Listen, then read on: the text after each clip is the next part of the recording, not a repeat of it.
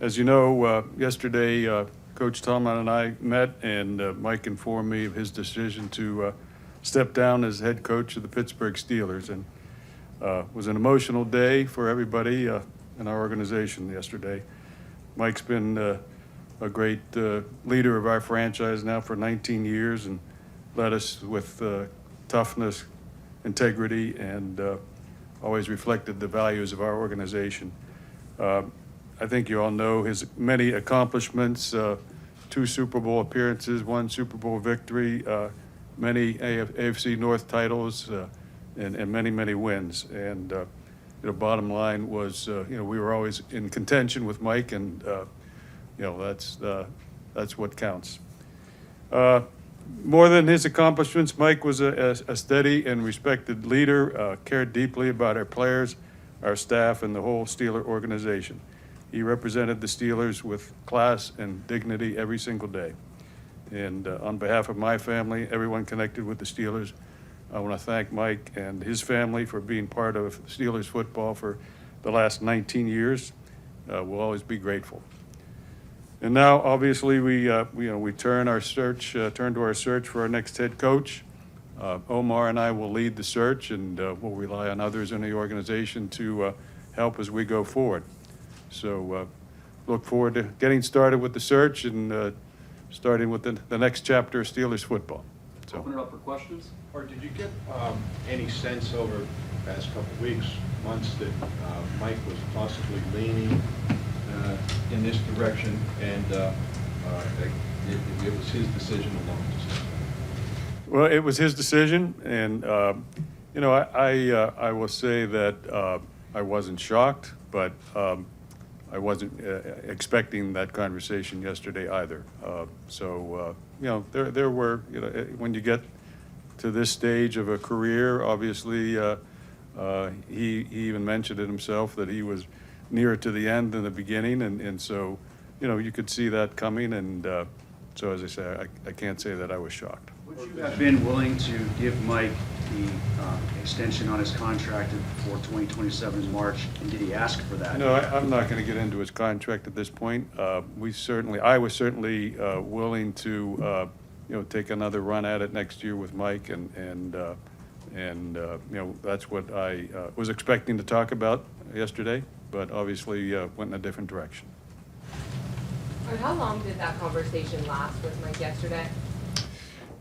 Probably 15, 20 minutes, something like that. How long before the team meeting did he let you know that was going to be his plan? I guess it was late morning or something like that. Every year there's scrutiny and criticism that a coach faced, but you may have reached a different level this year with the Fire Tomlin chance. Did you get a sense of talking with him how maybe the fan reaction or negativity may have influenced his decision? I think that I'll leave it to him to explain to you someday what all went into his decision. I think that in my mind and the discussion we had, it was probably more of a family-related decision than a football-related decision. But as I say, I don't want to speak for Mike on that. What is the timeline of getting another coach in here? Perfect scenario for you? I don't want to put an exact time frame on it. We'll get started right away, and it'll take weeks at least, I would say. Nowadays there are a number of protocols we have to follow that are sort of really designed to slow the process down, and so as I say, it'll probably take at least a few weeks. You guys haven't done this very often over the years, but you've had a type. Does young up-and-coming defensive coordinator still work as a blueprint, or once you expand that? For now, I don't want to sort of put any real parameters around it. We're going to, be an open book in terms of, who we look for and the, the list that we build. Could I sign up for another Chuck Noll or another Bill Cowher or another Mike Tomlin? Sure. Somebody that we feel fits that mold would be great, but for now, we're not going to kind of narrow the box too much. Can you, along those same lines, what traits, what characteristics are important to this organization when you are looking for a new head coach? You know, I think there are a lot of things that go into being a successful head coach. Number one, really, I think in my mind is leadership and really trusting that this person can stand up in front of your team day in and day out and hold their attention and you know, have them motivated to do what they do. So, you know, that's the most important. Can you explain exactly what's left? Can you explain what's left on Mike's contract and how that will affect things moving forward? What he decided? I'm not going to get into the contract today. I don't think that's necessary at this point. A lot of head coaches are, you know, looked at for being play callers, guys that are more heavily involved in the schematics. You know, I know having that leader of the room is important, but how much is maybe having that intertwined into the decision making and the search to find that next CEO of your coaches? I mean, look, as I said, there's a lot that goes into it, a lot of qualities that you look for, and obviously somebody that has the experience of doing what we need them to do is going to be key. When you do this as infrequently as you have, it's been a long time. What do you remember about the search for Mike? How involved were you in that process? Is there anything that you remember from that time that is fresh in your mind as you go forward into this now? Yeah, I mean, look, I've been involved in a number of searches going back to Coach Cower and obviously GM searches. And, you know, I think when you start the search, I think if I've learned anything, it's to have an open mind. You know, when we had Mike in for his first interview, certainly wasn't expecting that he was going to be our next head coach. And so I think you go through the process and be diligent and, you know, hopefully you come out with the right guy. Obviously, you were happy with the job that Mike was doing, and didn't necessarily expect that he was going to tell you he was leaving, but you also weren't surprised. With that in mind, have you had an eye or just looked around over the last couple of years of guys that could possibly be in line that you would be interested in interviewing if there was a head coach opening here? Not really. No, I haven't spent a lot of time doing that, to be honest. You won't talk about the contract itself, but obviously he's still under contract. There could be compensation or trade. Is that something that, did he indicate he might want to coach again, and would you be interested in something like that? You know, Mike indicated that he did not anticipate coaching, at least, you know, in the near future. I think he wants to spend time with his family and do some of the kinds of things he hasn't been able to do for the last, you know, many years. And so, you know, if something like that comes up, we'll deal with it when it comes up. But right now, that doesn't seem to be on his radar. Art, could you kind of take us on maybe a day-to-day level with Mike, and personal, like, what are you going to miss most about the everyday interaction with him and just moving forward, not knowing that Mike T not in the facility? I mean, Mike was great to work with day in and day out.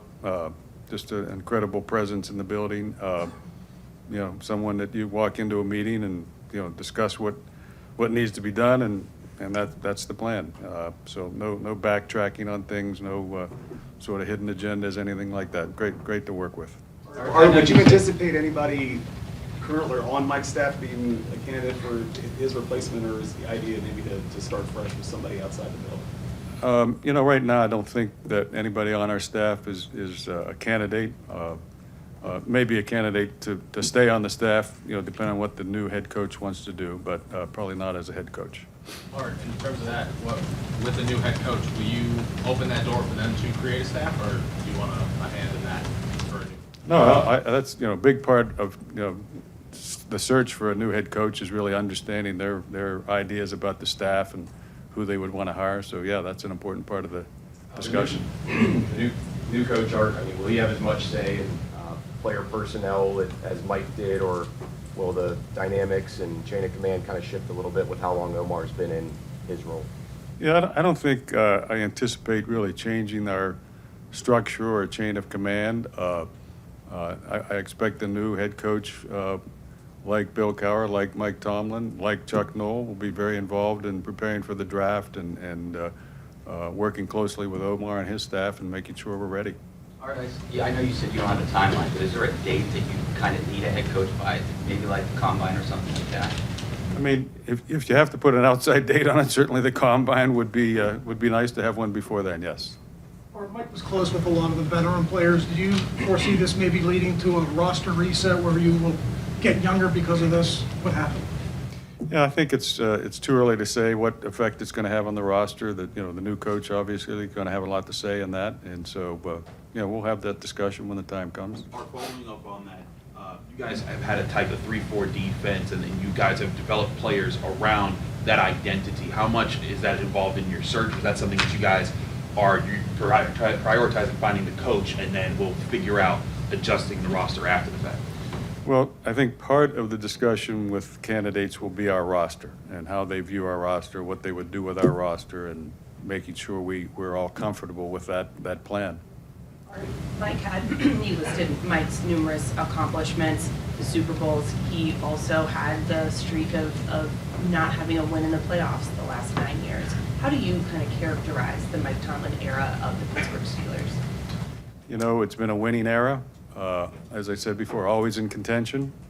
So I think when you start with that, you have the opportunity to take the next step. You know, I can't explain kind of the more recent history there. It's hard to explain given the overall track record. Frustrating for all of us, mostly for Mike. And but all in all, you know, I'll take being in contention every year and having a shot at it. Do you get a sense that the recent history, that lack of playoff success was something that had been weighing on Mike and factored into his decision? You know, I can't say. Again, I'd leave it to Mike to kind of talk about what factored into his decision. I've already said, to me, it was more a family decision than a football decision. So I'll leave it at that. You mentioned a couple times about saying it every year had a chance. There's a school of thought, a lot of people say, tear it down, build it back up. There's been, or get a high draft pick. That seems to be a big talking point amongst media and fans and everything. Do you disagree with that philosophy? Do you rather be every year right there? Yeah, I mean, I'm not sure why you waste a year of your life and not trying to contend. Obviously, your roster is what it is every year. It changes every year, and so you deal with, you know, what you have every year and try to you know, put yourself in position to compete every year. And sometimes you have the horses, sometimes you don't, but I think you try every year. As a team president, as the head of the organization, where you have your most valued employee telling you that he wants to resign, do you try to talk him out of it? I did not. I mean, you know, he was pretty clear about what his intentions were, and so I think, you know, we had a great conversation, and I understood where he was. I know you like Mike beyond just being a good football coach. I mean, like, when he was talking about the reasons for it, you said you weren't shocked. You were surprised you had the conversation, but you weren't shocked. Why? What had you seen? What did you sense that you weren't shocked that he made this call? I mean, just a sense. I mean, I'm not sure I can get into a lot of details with you on it, but, you know, just again, when you're going into 18, 19 years of a career like this, you know, he said it himself. He knows it's not going to go forever. So I mean, I think we all knew that we were getting toward the end. All right, I know the standard is the standard has been a motto around here from Tomlin for a long time. What are you going to express to the new coach of what the standard is here in Pittsburgh? Standard is try to compete to win a championship every year. That being said, you know, it's an unusual position. Usually teams that are looking for coaches are looking for coaches because it hasn't gone well. This is sort of not that case. Is the expectation of whoever comes in that you guys should expect to be in contention right away?